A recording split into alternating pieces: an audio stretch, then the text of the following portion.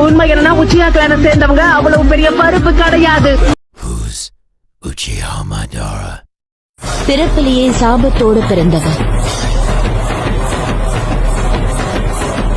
அவங்க இனத்தையே துச்சமா தூக்கி எறிஞ்சத, ரத்தமும் சதையுமா திரும்பி வந்தத ஆச்சரியத்தோடு பார்த்தீங்க. மலைகள் கடித்தில் உருள கண்களை பார்த்தால எவனும் மிரள அகல வேளையில் வேட்டைக்கு வரல அதிரி புதிரியாச்சு. அப்பளம் போலவே எதிரி நொறுங்க அங்கவும் இங்கவும் உடல் சென்றன எப்பவும் எங்கவும் காணாத ராட்சசி எதிரிகள் வந்தாச்சு. குப்பரி முக்கனும் கோதுமை நகரும் கண்ணாடி விழிய குடிய சார பாம்பு சுருட்ட பாம்பு